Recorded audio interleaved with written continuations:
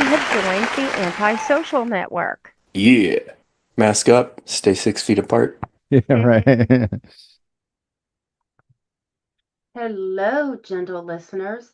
Welcome back once again to with Lisa, Phil, and Aaron, who couldn't make it this week. This week we're talking to Alan Warren, the author of Peace, Love, and Murder. It is a book about Manson. So, not Marilyn. Right. The OG. The unfortunately OG Manson. Yeah.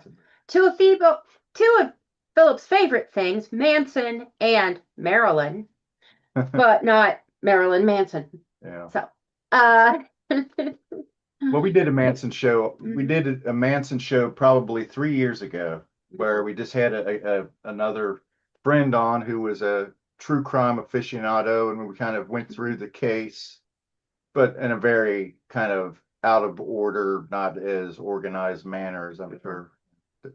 Yeah, and that was that TJ? No, it was that guy. Yeah, okay. The mystery man. The mystery man. Okay. His name was Williams, and he did voiceover work for different books, and it was one of our highest rated programs. It was one of our highest rated podcasts. Probably because it was about Manson. As far as listens, and yeah, probably. No, but I think it's because Kenneth Williams. I think I think that was right around the time of the Tarantino. Oh yeah, yeah. So that might have been something to do with it. I think the Tarantino movie put Manson in the zeitgeist. Brought him back. Yeah. Brought him back maybe a little bit. But, little moment of infamy. Yeah. But all that said, welcome, Alan. Yep. It's a pleasure to have you. Well, thanks for having me. It's a pleasure to talk to you. Yeah. Sure. Now, why don't you kind of give us an idea of just a little bit about you? What fascinates you about? Is it serial killers? Is it true crime? Is it Manson specifically? This might surprise you, but for me, it's more about the history. Okay. When I started taking on the Manson book itself was about 15 years ago, and it wasn't that I was taking on Manson. It was I was dealing with the history of 1965 to 1970, and in California.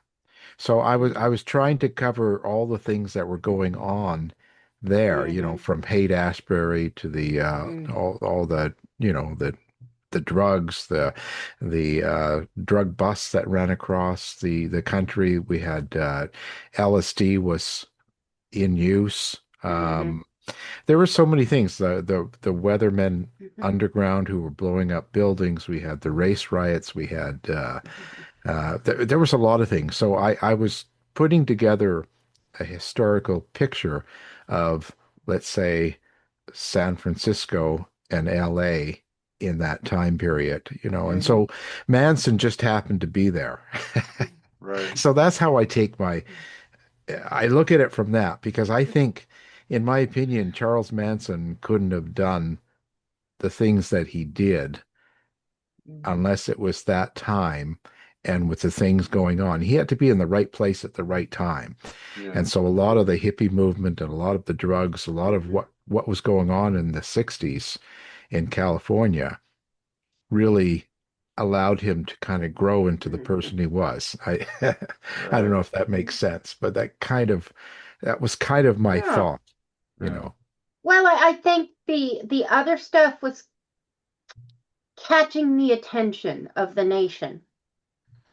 And so I feel like maybe Manson got away with a little bit more, because mostly until all this stuff happened, it was kind of under the radar, maybe. Yeah, I think with him there, he was one of many family commune kind of hippie movement groups touring around at the time. So and from what I can understand, and from what I've learned, is most of the time police didn't care. And I'm not saying just toward the whole hippie movement and the Right. drugs and stuff. They were turned off by it. It was more of a nuisance, and they didn't like it. And I think for the most part, they tried to avoid it until it got it got too much in their way. Too many Right. major things happened. But with all the small stuff, it was kind of routine, and really a lot of it they didn't enjoy dealing with, you know. So. Well, that it sort of it took on a life of its own. It was sort of a cultural tragedy Phenomenon more so than an event. I wouldn't want to call it an event, but it's It's a transitory cultural like a phenomenon. touchstone in history. It's because it did kind of encapsulize the end of the summer of love. The peaceful part of the hippie movement is sort of like this exclamation point that was kind of over, and brought a renewed darkness, I guess, to Well, like your sister was traveling right around then. She was, yeah, right. She yeah, hitchhiked out in California in 19, this is more like 71 or she 72, but yeah, she worked on a fishing, or she worked on a trawler or a fishing boat. right. She picked fruit. She lived in a tent with a friend and some guys. Lived off of Lipton soup, envelope soup.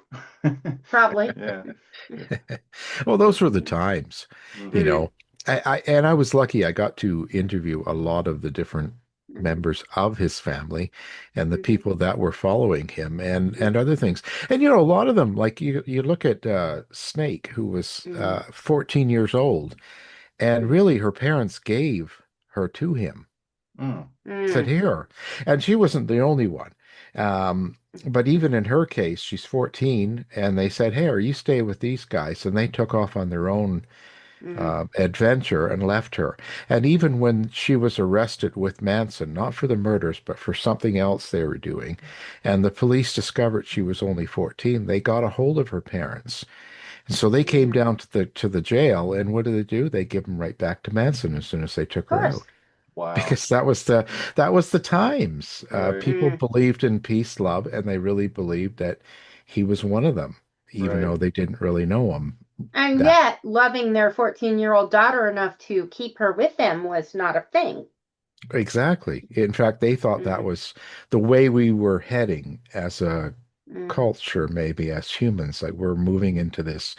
It's about love, Woodstock, this whole come together and all that stuff. So, Yeah. and not only that, look at Angela Lansbury. Her daughter was the same. She let her 15-year-old daughter stay with the Mansons and party and hang with them for well over a year. Oh, So wow.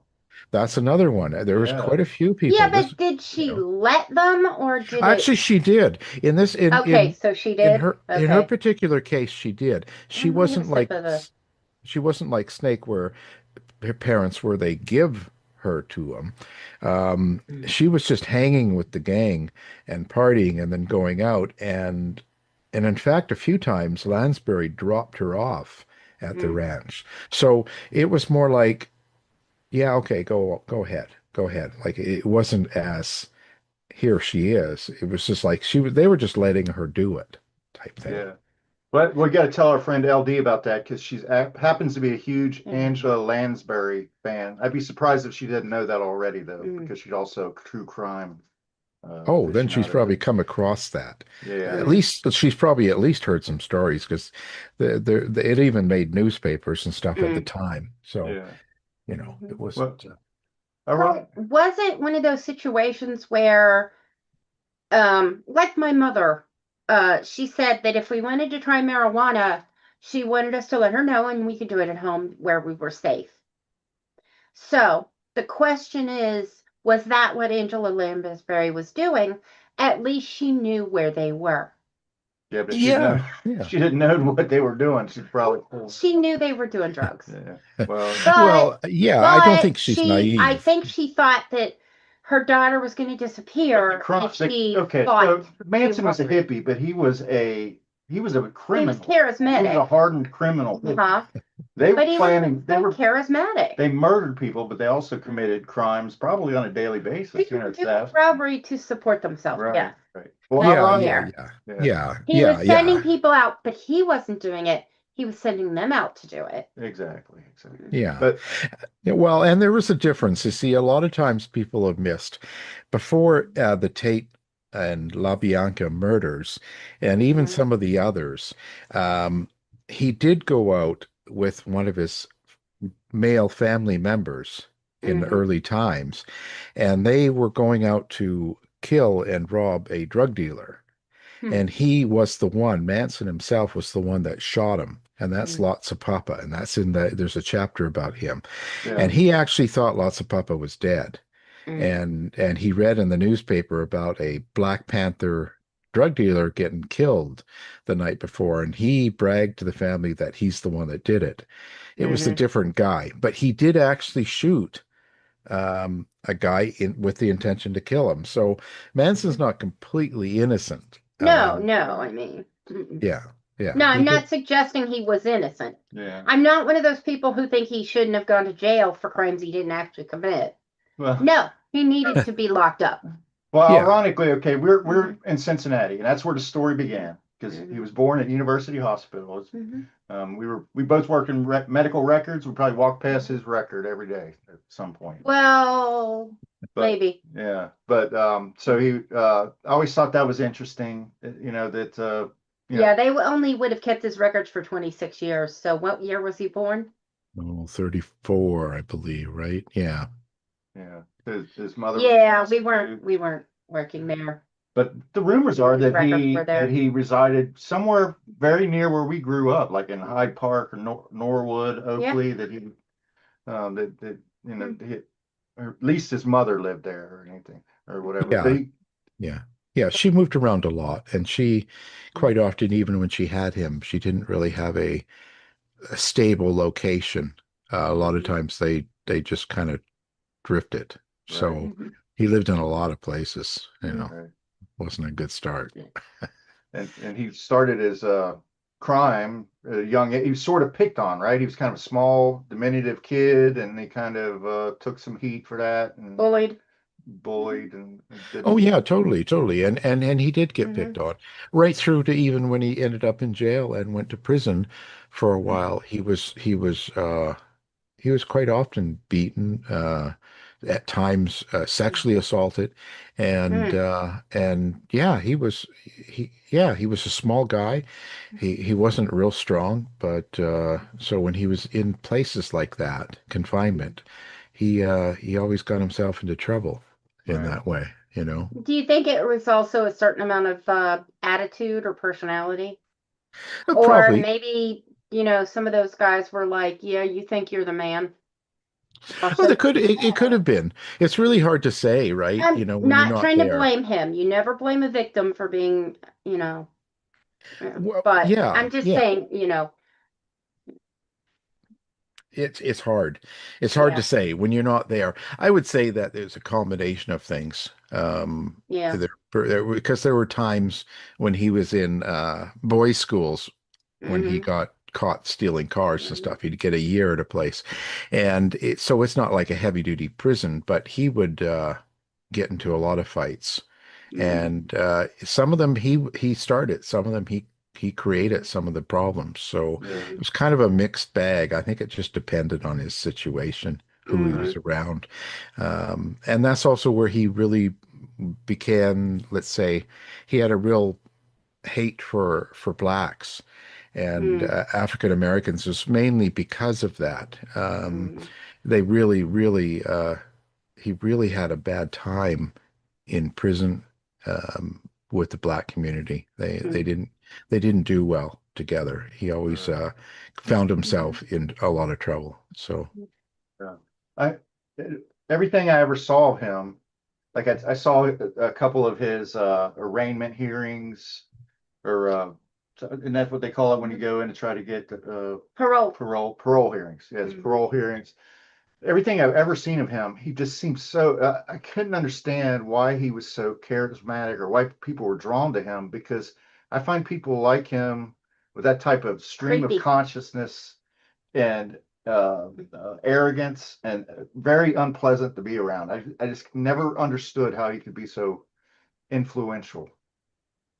Well, without naming names, there's people even in today's world that are influential that are not very nice Yeah. Mhm. and say really nasty things. And Uh-huh. I can honestly say when I look at some people that are popular for whatever reason, I kind of go, well, why would anybody like that? Like what? He's so rude, right? I would just say.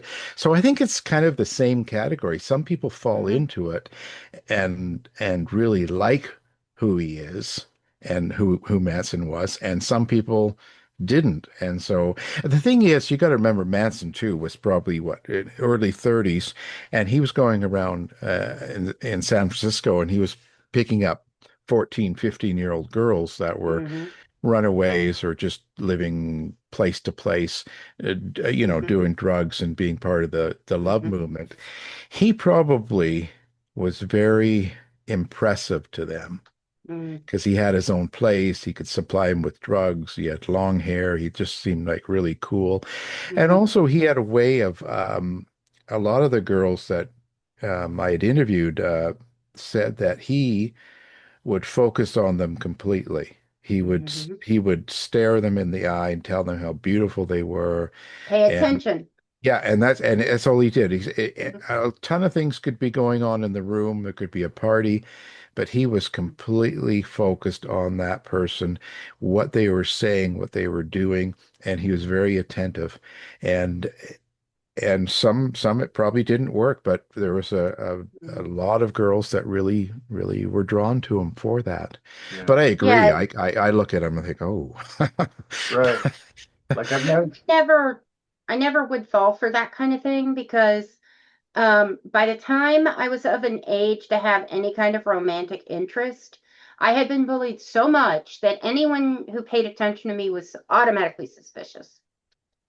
I didn't right. trust them to show me to the back door. Yeah. I'm Yeah. sorry, Susie. It's okay, hon. I'm It's sorry. not your fault. You weren't there. Yeah. I'm. Hmm. But so he was incarcerated for a great, like his teen, like late teens up through his 20s, right? I mean, he'd served a really long prison sentence before any of these Oh yeah. incidents, like Yeah. The Hinman murder, lots of Hmm. Papa, and even Yeah. the big one, the big uh, Tate Lobianca murders. Right. So by the time he got out, I mean, he was a young man by then, right? Yeah. Yeah. Yeah. I think he was 29 maybe Yeah. in that area. But yeah, he spent most of his young adult or young child life right through to 30 in prison or in a Hmm. state boys' room or house or prison or something. He Hmm. seemed like he was always in, Juvenile yeah, detention. exactly. And he was in several of those Mm. throughout school. And so, yeah, he spent most of his young life um, Incarcerated. incarcerated under Some manner. control. Right. Yeah, Using yeah. cigarettes for currency, and And who knows what stuff like else? that. Yeah, Right. well, there's a Why do lot of you think he was stories. so bad at crime? Because it's that's the picture that I get, that he was so bad at it, and that's why he kept getting caught, that he was just stupid about it. Well, because I don't think he was that much of a mastermind. In fact, I don't Mm. think he was that smart when it came to Mm. details. And so, when he did things, he Mm. quite often did them sloppy. He did them wrong. He got caught. And even all of the killings, even the first one with lots of Papa, right through to the two big ones, and then some of the others. When you look into it, everything was very reactive. Mm. Something happened and he became paranoid and it would affect how he reacted. And so then when he'd go to do the next crime, he was in a different state of mind. Mm. He was too emotional to be doing these sort of things, actually, because he couldn't control his emotions Mm. and he made a lot of mistakes. He did a lot of things that were kind of sloppy. I don't think he was that smart at details and crimes. And plus, a lot of them weren't as planned as people suspect. No, no. That comes across. I mean, is it even possible that when he was younger, he did crimes because at least he had a place to stay and probably food. Because from what it sounds like, food and, a home. Yeah. I mean, He yeah. didn't have anything regular, and his mother Right. was all over, then his aunt, and Mhm. then his stepfather. He had a pretty terrible time. Mhm. So I would say that it was really transient. That's a good word. So Mhm. maybe at times he would use that to get caught, to get a place to be. Um, Mhm. again, I don't like to guess too much because I think Mhm. that I wasn't there, and that's the tough Right. thing, you know. Mhm. Right, right. And his strength was definitely learning people. So definitely he read people, he knew what they needed, he would find their weakness Mhm. and he would work on it. And that's why when you see him too, like in you were talking about when he was in court or different places, Mhm. even if you saw him in an interview, he always put on quite the show. Yeah. Mhm. Right. He would just turn it on and go wild and Yeah. present the way he wanted you to think he was. Mhm. Mhm. And even at times when he got kicked out of the courtroom and the guards were dragging him and he was making a big scene all the way till they got him out. Even the guards in their interview said as soon as you got him out of the courtroom, he was just totally calm and normal. Just in a Really? second, he Now was back to that is normal. interesting because you mentioned celebrities that are unpleasant and arrogant, and then I hear stories of celebrities like that when you talk to them in their office alone or whatever, that they're very affable and Oh, friendly. totally. Yeah. Totally. So Apparently he that was just I that did not way. like the character. I did not like the kid. So I did not like the character of Manson for sure. I mean that. No, but Mhm. it was a Yeah. show. It was definitely a show. He wanted you to believe something when he was telling it. So Yeah. when he was putting something on for the court Mhm. to see, or if he was doing something for an interview, a media, he put on something. It was a show, and he Yeah. turned it Yeah. on and turned it off. And I have like 3 or 4 Mhm. interviews of that where the guards were like, he was just back to normal in a second. Yeah. Mhm. So you didn't get a chance to interview Manson, right? You interviewed the guards. Yeah, I Yeah. interviewed guards. I've interviewed all the people that even his best friend, who he has got all these letters from, who was a pen pal of his from Mhm. almost day one, you might say. Hmm. Um, a lot of his members. Yeah, I actually had a pretty good round of interviews, and I've got a separate book that just has a Mhm. lot of the interviews in it. Mhm. Did you talk to Tex Watson or Yes, Patricia Crin? Oh, you did. Okay. yeah, I Some did. members of the family, Yes, almost all of them that are Sadie. alive. Yeah, the one I didn't get to talk to was Susan Atkins, of course, but Mhm. she died before I was Mhm. in that kind of position. Mhm. I don't know if I would have wanted to talk to her anyway. Out Mhm. of all the people that were there, she was definitely the most insane. She was Hmm. definitely the most into the killing and into hurting. And she was so Mhm. much she had so much pleasure out of doing bad things to people Yeah. Mhm. that's kind of I don't know if I would have really liked to have been in a room with her, Right. you know. I get that. I've heard that as well. There's things that like I read the Vincent Bugliosi book, of course, Helter Skelter, and Right. things in that during the crime, she said some things to the victims that were just very cruel and heartless, and but she actually eventually became, I don't want to jump ahead, but she her what something she confessed in prison became integral into breaking the case, really, right? I mean, Yeah, actually in a way it was her gabbing and her bragging that bragging, right? led them to because she told a couple of the female prisoners things and eventually it got around and it doesn't take long, Yeah. and yeah, so it was her own ego in a sense that brought them down. Mhm. But she was like the difference between her and Krenwinkel. Krenwinkel was scared. She was like she was doing things, but she was scared throughout the whole time. you know. Right. It was almost like a acting out of the fear for him that she was doing things, and that's not justifying her For by any. him or from him? Of him.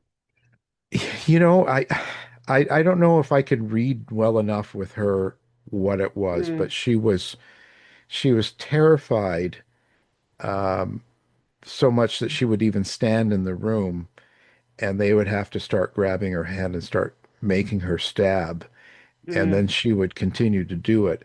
So she mm, was in a different state of mind than, let's mm, say, Atkins. Atkins was just going for it, and she would taste the blood, and she was just really into it. Yeah. Complete opposite. lovely. Yeah, complete opposite than Cranwinkle. And that's not justifying. In fact, I'm the one, none of them should ever get out, Mm, period. Right. I know she keeps getting a parole approval, and then they're going to, and then the governor overturns it every time. Listen, she was too involved and for too many murders mhm. and for Right. too many things. And you can't walk away from that, you Yeah. know. In my opinion, even if she's sorry and she's living in prison in a peaceful life, this is all great. But she hurt way too many people that still have Mhm. family and members that are alive and still out there. And I don't feel right about that. Mhm. And but again, that's only my opinion, you know. Yeah. Well, I mean, they received the death penalty, so uh, Yeah. that you might say the logical thing that you might say is that you're fortunate that you're going to die in prison. Yeah. That, Yeah. you probably don't deserve to be released at any point, but Yeah, let's because we have to think of the victims and the survivors and the people around, and Mhm. and and when you do that much damage, um, we have to be aware of what we're doing to the survivors and the family members. And I right. don't think, like I said, she could be resolved. She could be, you know, whatever, She can be as religious sorry now. as you can be, and a good Yeah. person now, and the person she is never would have done those things, and Yeah. And it's but not and too it's not bad. like, yeah, Mhm. it's not an accident. It's not like she was, intoxicated and she hit someone and killed them with her car. Right. And you go 40 years later, of course, Mhm. it's not like that. Right. It's an intentional murder after murder. Yeah. It's a little too much. Yeah. So, Maybe after one, but after more than, no. yeah. Yeah, it gets she, Mhm. like I said, and one thing I will say, and a lot of these people that are in prison for things like this, and family members, and even Mhm. Manson, they don't have to sit through counseling. They don't Mhm. get cured in any way. If anything, most of them, they Mhm. have their right, and most of them refuse treatments. Mhm. Mhm. So they're spending 40 years in prison, living the prison life, and whatever that is, Mhm. and they're not becoming healed in any way, or you know what I mean? Mhm. They're not, Well, the I don't know. American prison system, even if they get treatment, the American prison system is not healing based. No, Yeah. no. It's warehousing at this point. Right. It's not even punishment, it's just warehousing. Yeah, it's warehousing because there's Hmm. too many, and not enough money into it to treat people anyway. No. But, so it's Well, it's yep. uh, just getting back to Manson a little bit. He kind of collected these girls one by one to assemble this family, right? I mean, Right. Yeah. um, just almost piece by piece, putting it together and leading up.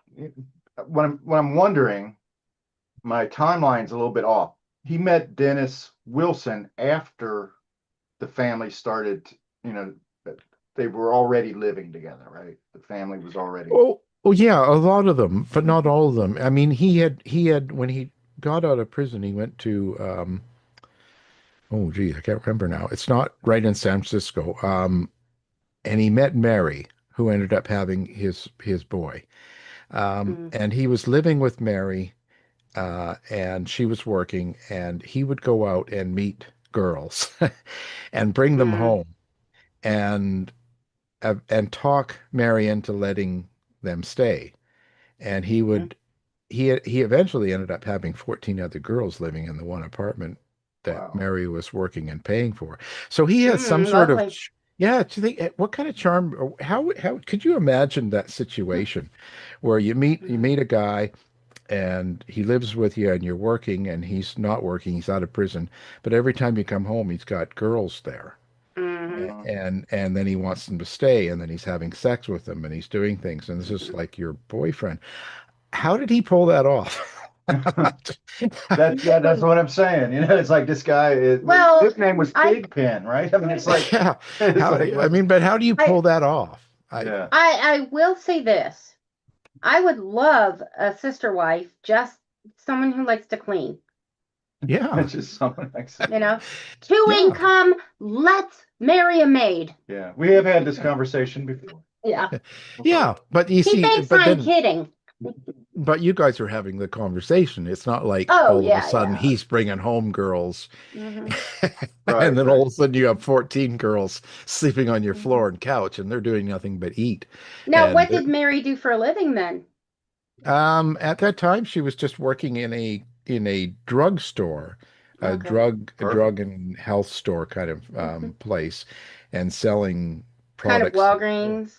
Yeah, kind of a Walgreens. It was more Mhm. of it was a Bartell original. So it was one of those where they had like perfumes and makeup and then they had Oh, okay. drugs and everything. So she was, Mm. so it wasn't a bad job necessarily for Mm. a 20-year-old at the time or however old she was. So, Right. But you at the know, same Well, yeah, time, if you're she's now supporting 14 girls, a son and yeah. a boyfriend, and now she's supporting a bunch of 14-year-olds.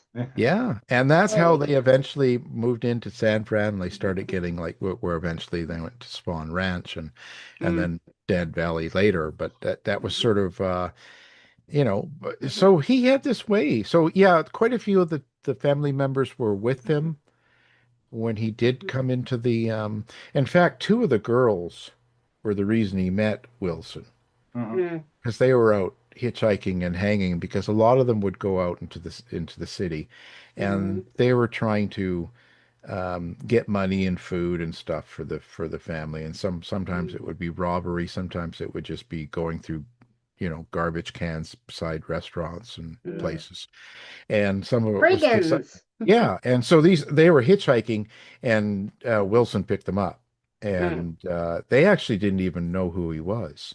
Mhm. Mhm. And then they told Manson when they got back later. And so he said, well, hey, take me there. I know, he knew who he was. And so they all went back to Wilson's place and they ended up crashing there for Mm. quite a while.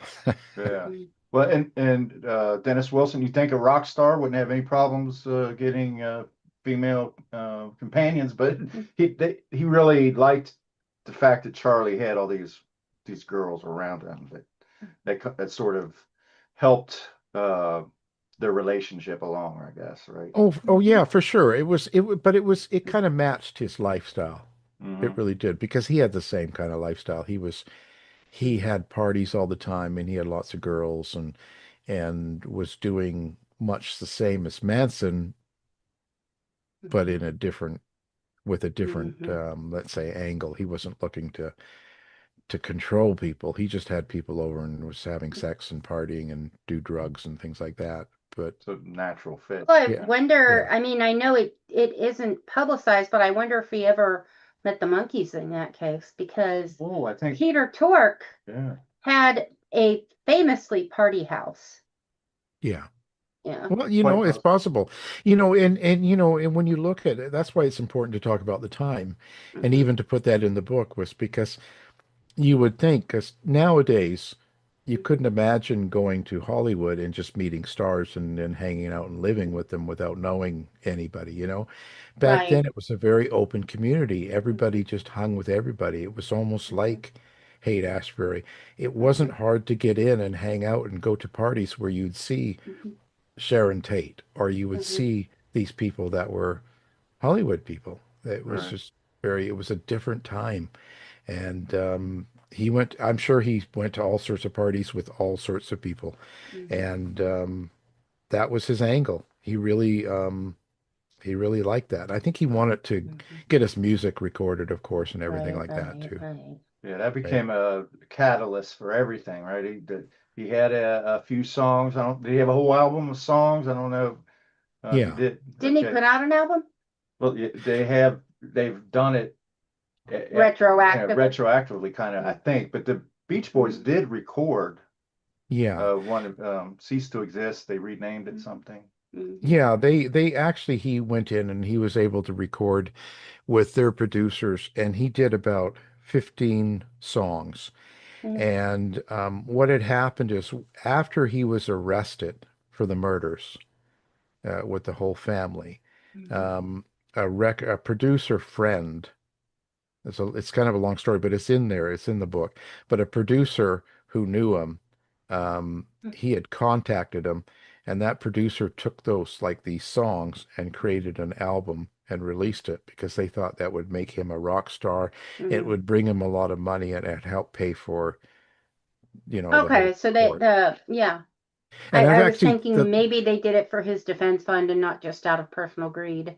Yeah, it was for him. It was greed, but it was also there was a lot of different reasons in there, and but they did put out that album, and they took the life cover. That's what's on the cover of the magazine or even my book in the U.S. There Okay. is that picture there was on the cover of Life, and they took that, and that was the cover of his album. Oh, wow. I know, and you sit there and you think, Yeah. I don't know if that's sell to me, but Yeah, I don't hey, know. Did you it? know, I no, mean, do not you really. know? No? No, actually, the sales were really poor. Like Mm. they thought they were going to record stores and Tower Records and stuff, and they were trying to get them to sell it. And a lot of places wouldn't sell it because he had been arrested for murder. Right. It was too late for that. But I think they still sold a couple hundred copies.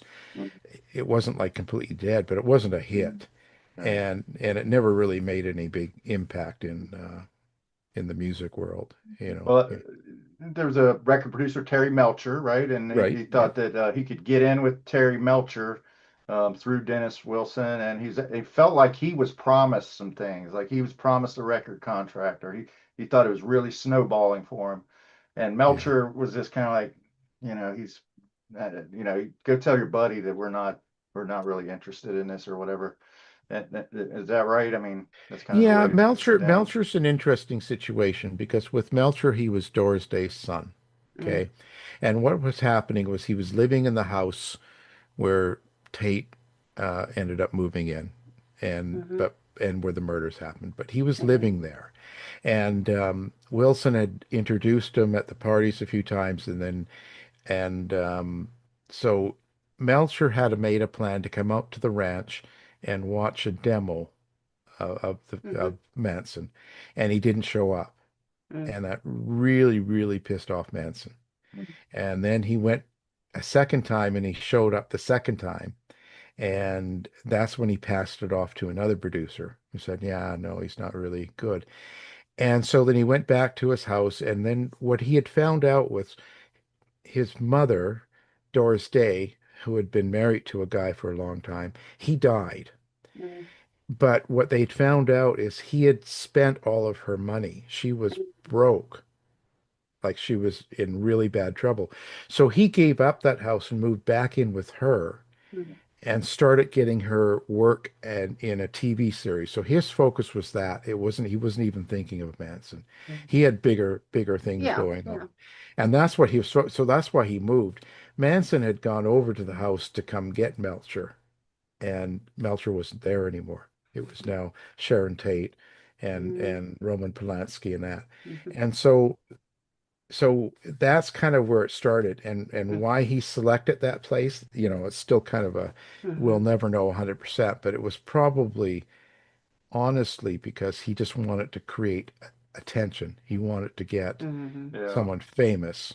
And Melcher wasn't there. He knew he wasn't there anymore because he had showed up at the house. Well, having So been there, he may have just like taken in the lay of the land and just kind of visualized it. He may have just said, and it could have been, but it yeah. was also a response because what had happened was, there was this other guy, Gary Hinman, who was making drugs for them.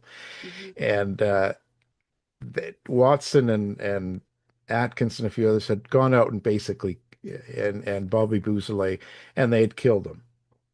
Okay. And took him out. Hinman? Yeah, they Okay. killed Hinman.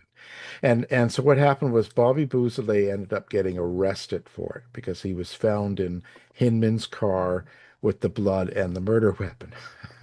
Pretty So Brilliant. intimidating, yeah. yeah, so Obviously. that's what I mean. So he gets arrested. Mhm. So in Manson's mind, Manson goes, "Well, we need to we need to do a murder, and we need to create it to look like it was a Black Panther murder." Mm. And that way, they would think that Bouzoulet didn't do the Hinman murders Mhm. because it looked like a Oh. murder. Because what had happened was Watson had they had put the blood prints and the fingerprints Mhm. and they make it look like the Black Panthers did it. Because whenever the Panthers did something, they would take the blood, put a print on, and put three fingers like a paw on the Mm. wall. So Got it. he did that with Hinman, but the cops didn't buy it. So when Mm. they went to the Manson place, that's what Manson had or Manson to the Sharon Tate place. Mhm. Manson had ordered Tex and the family to make it look like a murder by the A Black Panther Panthers. Martha. So Mm. they did all the marks and all the blood prints and stuff. And then the next day, when when none of that was mentioned in the papers, he got really angry. Mm. And so with the LaBianca murders, he went with them to the house. He actually assaulted them too. He's the one that tied up Hugo LaBianca. He was in the house and he made sure everything was done right to make sure that the Mm. police would think it was a Black Panther murder. So This concludes part one of our interview with Alan Warren. Please tune in on our next episode for part two when we talk about Manson and the trial of the century.